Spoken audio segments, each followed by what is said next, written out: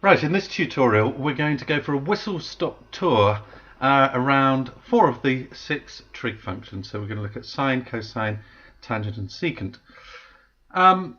Let's start though by thinking what we mean by function. So up to now we've been talking about the trigonometric ratios. What do we mean by function? Well, all we mean is that these ratios do something to whatever value we put into it. In other words, if we think of what we're going to put in, which is an angle, so we're going to say, well, what is the sine, let's say, of 45 degrees? Then a function is simply where you input into, if it was f of x, it would be something like x squared plus x. So that's just a function that would do something to any value that we put into it. So let's say if we had f of 2, then it would square it, yeah, and then it would add 2, and the output would give us a value of 2 squared is 4 plus 2 6. Okay, and that would, if we graphed that, that would be our y value. So we'd plot the 2 against the 6. So the 2 would be our x value and the 6 would be our y. So that's how we normally think about a function. But in this case, with the sine function, what we're doing is we're inputting an angle. So we're calling that theta here. So it might be something like 30 degrees, let's say. Okay, so theta equals 30 degrees. We put it into the sine function. Okay, let's put sine. And what comes out? Well, what comes out is the ratio. Let's call it R. Ratio of a half. It's the one that people most easily remember. So that's all we mean by a function. But what we can do, of course, with a function is we can graph it. And so we're going to try in the second part of the video to graph one or two of the functions as well. Okay, let's just start though with some angle diagrams. Like this. We draw 4 of them to give us room to work. And let's label each one of them then. Sine, cosine, the complement of sine, tangent, and secant. And okay, let's just remind ourselves that the sine gives us the opposite side length over the hypotenuse. Okay, the cosine gives us the adjacent side over the hypotenuse. The tangent leaves out the hypotenuse, it just gives us the opposite over the adjacent. And the secant, well, that's the reciprocal of cosine, so it gives us the hypotenuse over, this time, the adjacent. And you'll notice that the tangent and the secant both are divided by the adjacent side, and that's what differentiates them from the sine and the cosine, which are both divided by the hypotenuse. Now the final thing we've got to do then is make life easier for ourselves by fixing, in this case, the hypotenuse at a fixed value of 1. So I'm going to say that the radius here of my, what will be a circle, is a radius of 1.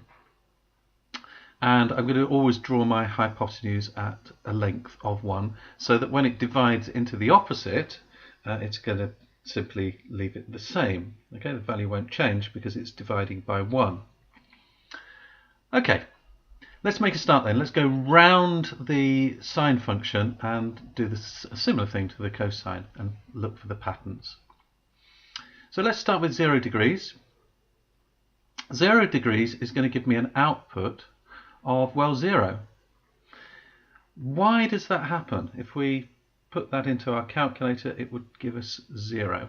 Well, that's because our opposite, in this case, is there's no triangle, so there's no, I'll just do a little arrow here, so it would give us some sort of height here for our triangle, but actually we've got no height at all here at the moment, so our opposite is 0. So even if we've got, let's draw our hypotenuse on. Our hypotenuse, remember, is fixed at 1. It's going to be level with the baseline here, and so it's going to be 0 divided by 1, which is just 0. So that's why we get an output of 0 when we input 0 degrees. Now let's go for 30 degrees. So if we fix that at about there, draw our hypotenuse at exactly the same length, so it's still 1. It's the same as the radius. And if we think of what our sine of 30 is, well, it's 1 over 2, because our opposite now has got to be half the hypotenuse, like that. Okay? So our output for 30 degrees is 1 over 2, in other words, a half. Or we could say half. The opposite is a half, the hypotenuse is 1, so it's half divided by 1. That's a better way of thinking about it. And again, anything divided by 1 is just the same, so we have a half. Now, 45 degrees. Let's just mark off then this point here. And again, define our opposite. So just draw down the vertical here. So we've still got our hypotenuse of 1. But now we've got 45 degrees.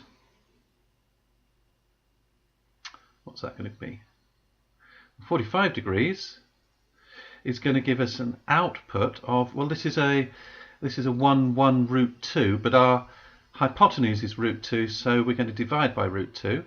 So in other words, our opposite is going to be 1 over root 2, and 1 over root 2 we rewrite as root 2 over 2, rationalizing the denominator. Now, if you're not sure what I did there, how that's calculated, that's what we did in a previous video, so go back and have a look at that first if you want to figure that out.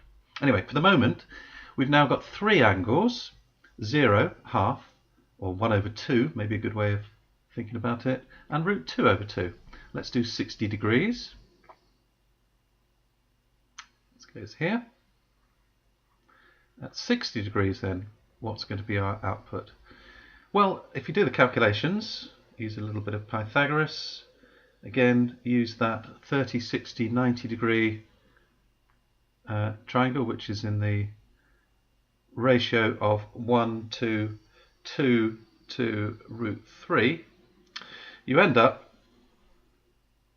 with the sine of 60 giving us an output of root 3 over 2. Quite easy to remember these values, so you might want to remember them. You've got 0, 1 over 2, root 2 over 2, root 3 over 2, and now we're going to go to 90 degrees. You should be able to see what's going on here. My little green dotted line here represents the opposite side. The opposite side is going to get bigger and bigger until eventually it's exactly the same size as the hypotenuse. Now, it can't get any bigger than that. So the largest the opposite can become is 1. 1 divided by 1, in other words, just 1. So there's kind of a natural limit here, because we're always dividing by the hypotenuse, which we're setting at 1, then the value of the sine function, the output from the sine function, is never going to get larger than 1. Can't get larger than the hypotenuse. The same will happen with the cosine. What happens then when the angle becomes even larger? So let's go around like that. Well, let's think of 150 degrees. So 150 degrees, whoops, there we go. There we go, like that. Shall I rewrite that? Make it a little bit neater. Yeah. Okay, so 150 degrees. So that's going to be about here. Okay. And let's think about where we're going to draw our opposite side. Well, we can't draw it going along here, because that wouldn't make a right angled triangle. So we have to go outside of the 150 degree angle and draw it vertically down here between in this last 30 degree, if you like, of the semicircle. So what we've got here now is something that's mirroring exactly the 30-degree triangle, in which case the sine of 150 degrees must equal a half, okay? Because the opposite is still here a half of the hypotenuse, which is 1. So half divided by 1 gives us an output of half. Okay? So the sine of 150 degrees is the same as the sine of 30 degrees. What happens then if we keep going? Okay? So we've now got an angle of, what's this? It's going to be 180 plus 30, 210. 210 degrees down here. Okay? Well, let's think about again where we're going to put our opposite. Well, we're going to have to draw it down here again. So that's the opposite for our triangle.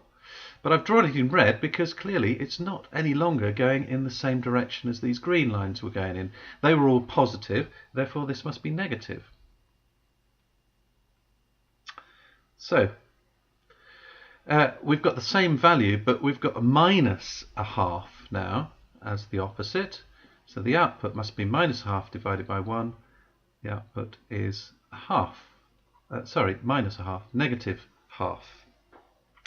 What happens when we open it up here to 270 degrees? Well, at 270 degrees, let me just redraw that arrow there because that wasn't very clear. Okay, there we go. Now, at 270 degrees, what have we got? Well, we're going to have, and again, maybe I should just redraw that a little, make it a bit neater. I'm going to use an arrow because otherwise we're going to run into the cosine function. But we just need to make it absolutely vertical. There we go. That's a bit better. All right. So at 270 degrees, what's happened to our opposite?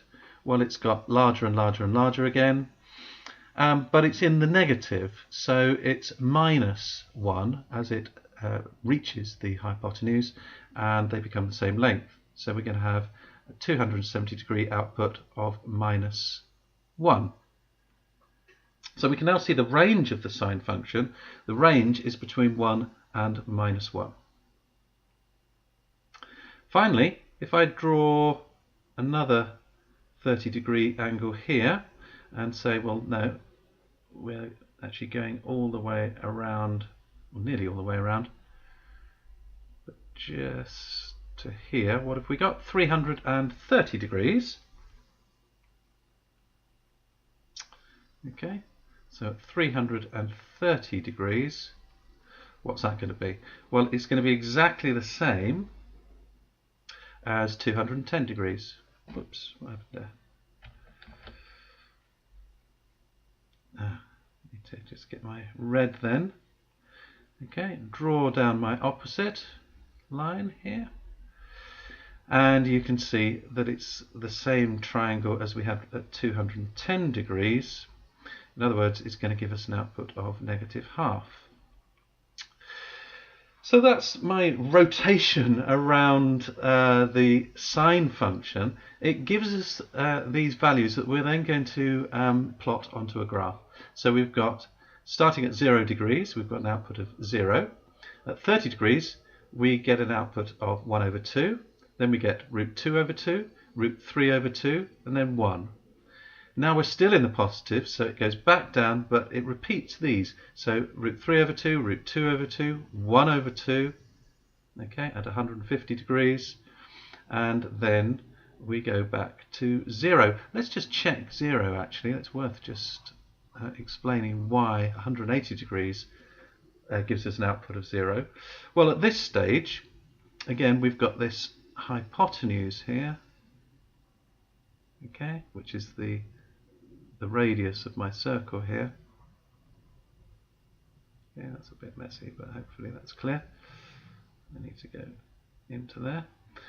Okay, and what's happened to my opposite? Well, it's 0 again, so I've got another case of 0, opposite being 0 divided by the hypotenuse, which is 1. Okay, so we've got 180 degrees gives us an output of 0.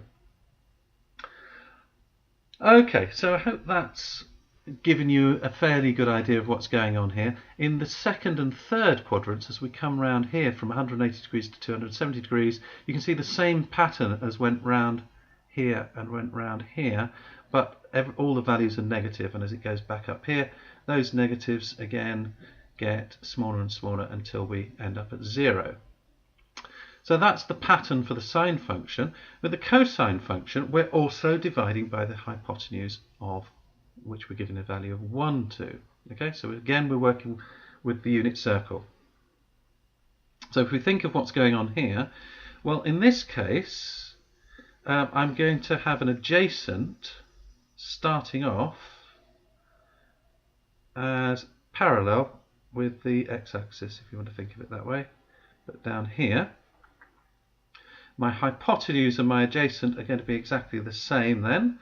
So my cosine of 0 is going to give me an output, okay, of, well, 1 divided by 1, which is 1. Okay. Now at 30 degrees, let's just draw it up to here. What have I got? 30 degrees will give me an output of root 3 over 2.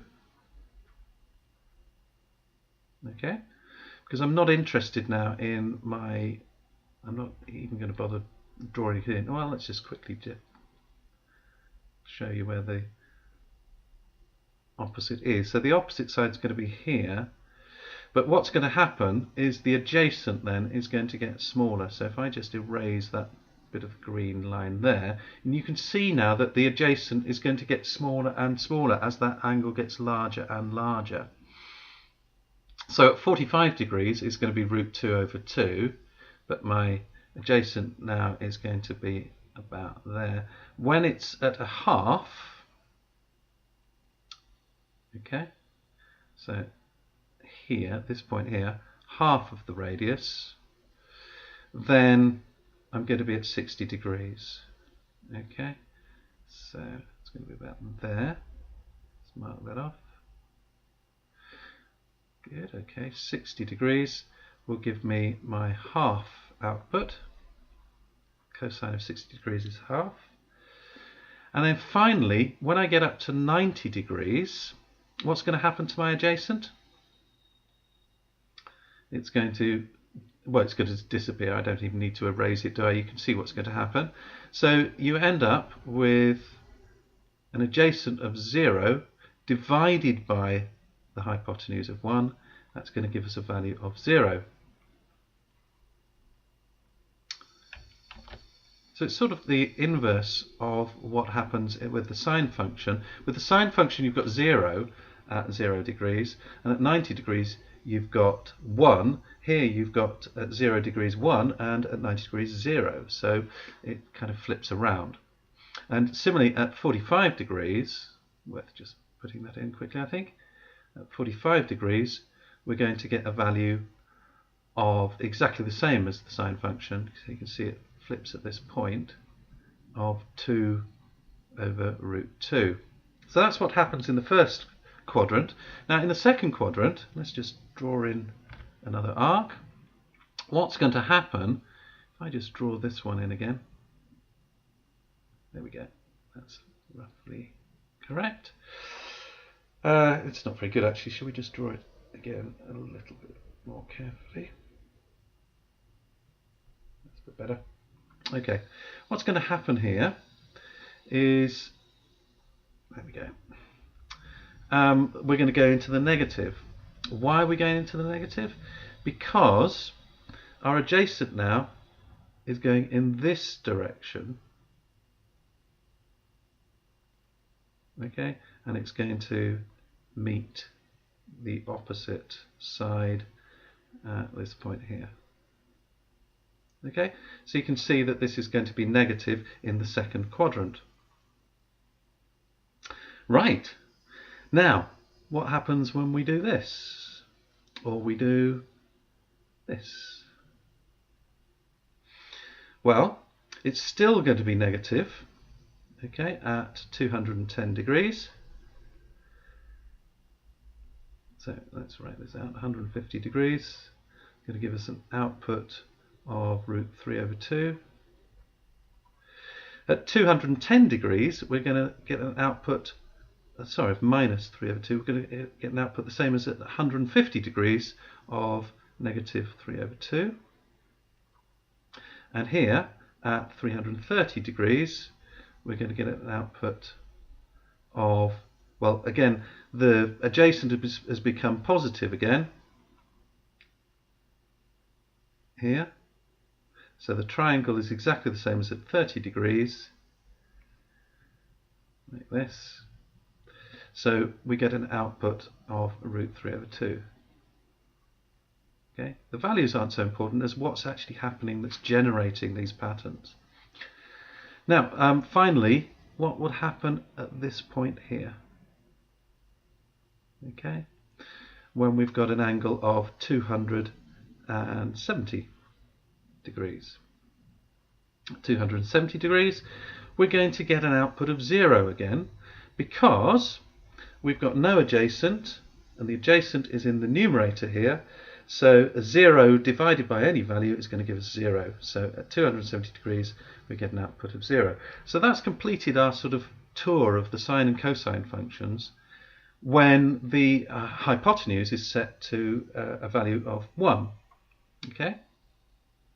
Now, if I want to think about the tangent and look at what happens here, I have to look now at a new denominator. A tangent and a secant are going to have a divisor of, well, the adjacent is the one that's dividing, and we're going to divide by 1 again. So what will happen here is, if I draw my adjacent again, okay, which is now going to be my fixed, okay, my fixed value. There we go. It's quite hard to draw, but there we are. So there we go. And here, if I fix my adjacent at radius of 1, okay, so both of these, the adjacent is going to be 1 again. I can no longer do my trick of bringing the hypotenuse around the circle. I've got to extend my hypotenuse because I've now got the adjacent side, which is fixed. So that what that means is this arc now is no longer going to be the path of my function. So what I'm going to do as I draw my arc, okay, is I'm also going to draw a vertical, because what's going to happen is, as the triangle gets larger and larger like this, this adjacent side is going to stay here, and we're going to go up and up and up like that. Okay, so let's just draw in that final arc and draw up these lines like this. Now we're ready to map, if you like, our tangent function. So let's go round the tangent very quickly.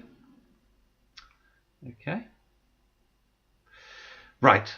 So now at 0 degrees, what have we got?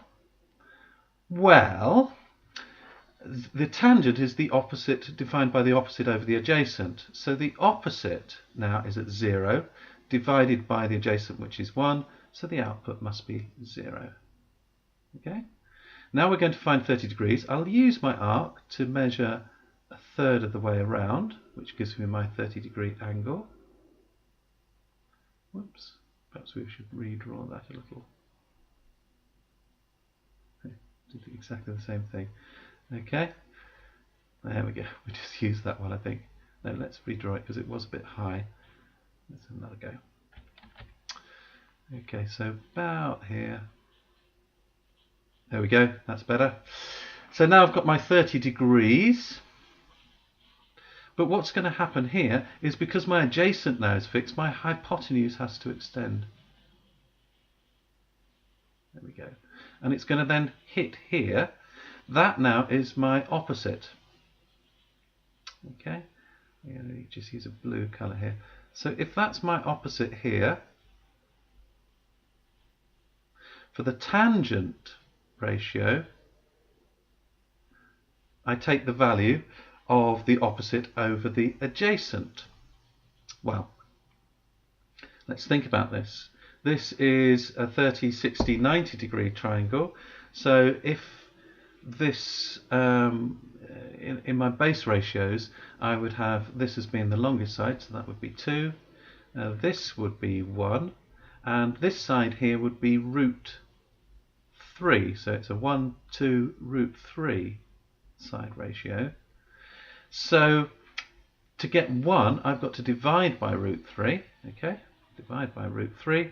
So I divide everything by root 3. And I end up with my hypotenuse I don't need to worry about, do I? Because I'm just looking at the adjacent, the opposite and the adjacent. So let's just erase the hypotenuse here. So now, what have I got? Okay, 30 degrees is going to give me an output of 1 over root 3 divided by 1, which is just 1. And that I'm going to rationalise as multiplied by root 3, so root 3 divided by 3. Oops, that got a bit large. There we go. So that's my tangent. Now, whatever the value is, that's not as important as thinking about what's actually happening here. As my adjacent is fixed, every time I draw a new angle, I have to extend my hypotenuse like this. So at 45 degrees, I haven't actually done this correctly, it should go to there, shouldn't it? Let's redraw that. So at 45 degrees, like this. That's a little bit better. Okay. There we go. 45 degrees, what I'm going to get is a tangent, an output for the tangent function of 1 divided by the adjacent, which is now up here. 1 divided by 1 equals 1. So the tangent of 45 degrees is 1. And, whoops. Okay. There we go. So tangent of 45 degrees gives me a value of 1. And let's have a think of about 60 degrees. If I say 60 is about there, okay? Then that's really going to extend right up to here, at least. That's going to be 60 degrees somewhere up there. What's the output going to be? Well, this time, here's my shortest side, here's my longest side. This side has got to be root 3 now, except, well, no, that's correct, isn't it? So I've got 1, 2, root 3. Now, root 3 is about 1.73, so have I drawn that correctly? That does look about right.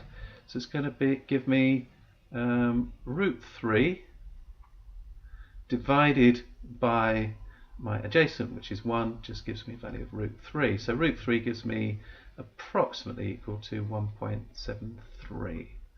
So you can see what's going on here. Now, the reason I labour this point is because you can see if I remove my hypotenuse here, which we're not interested in the hypotenuse with the tangent function, you can see that as the angle gets bigger, the value is going to go up and up and up. So unlike these, the sine function and the cosine function, where the output, the ratio was fixed between 1 and -1, here it's not fixed, it's in fact between kind of infinity and minus infinity, if that makes any sense. But the trouble is, if I'm fixing my adjacent here at 1, I'm never going to be able to reduce it. Okay, I'm never going to be able to reduce it to 0. So I'm never going to be able to get, ever, 90 degrees. So I can't tell you, strangely enough, what the tangent of 90 degrees is. And if you check on your calculator, you'll also find that the calculator can't tell you. And that's because we just can't define a value for it. It doesn't make sense. It's not a sensible question, if you like. So we say it's undefined, or on the calculator it will simply say error. So that's a key characteristic of the tangent function, and something that we should look out for. We also need to think about, well, what's going to happen when it goes into the second, third and fourth quadrants. In other words, when that angle is going to go round here, let's say to 150 degrees again. Okay. So I think I drew that arrow a little bit too far, but something like that. So at 150 degrees, what's the tan of 150 degrees going to be? Well, the tan of 30 was root 3 over 3. Is the tan of 50 going to be positive or negative? We can tell the answer to that by looking at our opposite over adjacent. Where's our adjacent going to be now? Well, it's going to be in the negative. Okay, so it's going to go backwards here, while our opposite is still positive. So in that case, what have we got? We're going to have an output which is just the negative of root 3 over 3. In other words, negative root 3 over 3. Okay, so it has gone into the negative as it's gone into the second quadrant, and that will be the same in the third quadrant. It will also be the negative, but it will pop back into the positive in the fourth quadrant. Okay, and so you should be able to work out all the values you want to from there, but hopefully that gives you an idea of the character of the tangent function. Now, what about the secant? The secant is well, for a start, I think we can say it's got the same sort of properties as the tangent in that it's dividing. We're dividing by the adjacent. So we fix the adjacent at 1 again. We draw our 30-degree angle. Okay. We need to extend our angle so that we don't change the value of our adjacent. And then we've got our 30 degrees. Now, let's just have a look at this triangle here so that we understand what's going on. Again, we've got a 60-30-90 or 30-60-90 triangle. And in a 30-60-90 triangle, the hypotenuse is the largest value. This side is the shortest, which is half of the hypotenuse. So this adjacent side has got to be root 3. Now, to make that 1, then we divide by root 3. Okay. Now we're not interested in the adjacent anymore, so I'm going to get rid of that. That was for the tangent function. This time we're going to divide by root 3, and that's the value of our hypotenuse. So the secant, remember, is the hypotenuse divided by the adjacent. Okay. So now our value for 30 degrees must be 2 divided by root 3. And if we go over to our cosine diagram here, we can see that it's the reciprocal of 30 degrees in the cosine function. Okay, so the cosine for 30 degrees is root 3 over 2. The secant for 30 degrees, secant of 30 degrees, is 2 over root 3. In other words, what we're doing is we're flipping top and bottom. It's the reciprocal of the cosine function. And because of that, we don't have to think much more about this function. Very often it's just not used because it doesn't seem to tell us any more than the cosine did, except that it gives us the reciprocal. There are some things that are interesting to think about though. What would happen if we went into the opposite quadrant, for example, over here? So what would be the secant of 150 degrees? Well, it should be minus 2 over root 3. Let's just check that. Are we in the negative? Well, yes, because again we're dealing with the adjacent. So it's exactly the same as with the tangent function. In the second and third quadrant, it's going to go into the negative, and it's going to be the reciprocal of the cosine function. What about at the top here at 90 degrees? Okay, well at 90 degrees, are we going to get an error? Let's have a think. If we think of the hypotenuse, we no longer have a triangle, so it doesn't make sense to call it a hypotenuse, but this line that is up a hypotenuse has become entirely vertical. So that's in the numerator for the secant. What about the denominator, the adjacent? Well, that will have become 0, so it appears as if we've got an output of 1 divided by 0. Well, anything divided by 0, some people mistakenly think of it as infinity. In fact, dividing by 0 is not possible. So once again, we're going to get an error, or say that this is undefined. Okay? Now, you might want to think about, is that going to be the same thing with the, I'll leave you to think about this, is that going to be the same with 270 degrees?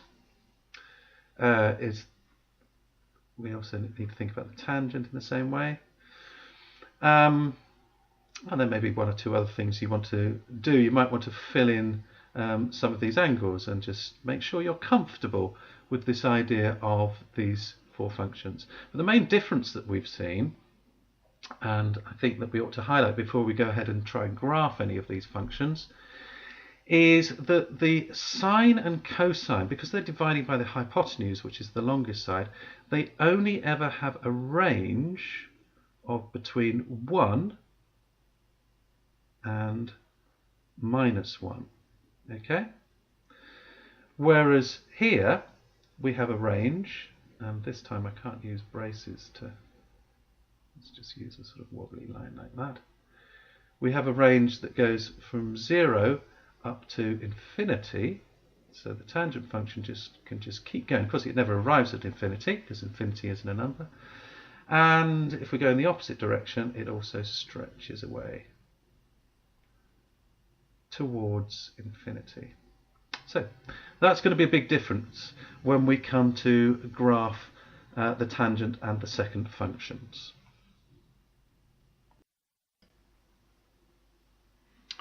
Right, now what we're going to do finally is just look at how to sketch the graphs of these functions. I'm only going to look at 2 of the functions, but first of all let's put these angles on. So these are the 4 quadrants, so we go up to 90 degrees, and then second quadrant from 90 to 180, then from 180 to 270, let's make that clear, there we go, and then, whoops, that did get a little bit rough, there we go, then we got up to 360, so there are our 4 quadrants. For the sine function, the value goes up to 1, so I'll put that here, and -1. Now, how do we graph the sine function? Well, all we need to do is think of what our significant points are. If we think of the 30 degree, in fact, let's just put a couple of lines on here. Then at 30 degrees, it's going to be at half.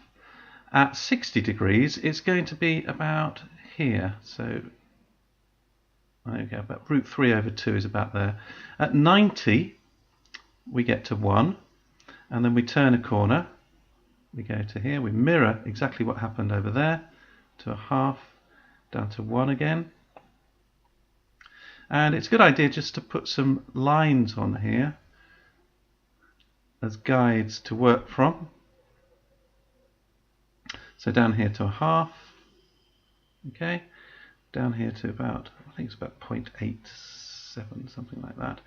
270 is where it turns a corner here, and then again about 8.7, something like that, and a half here.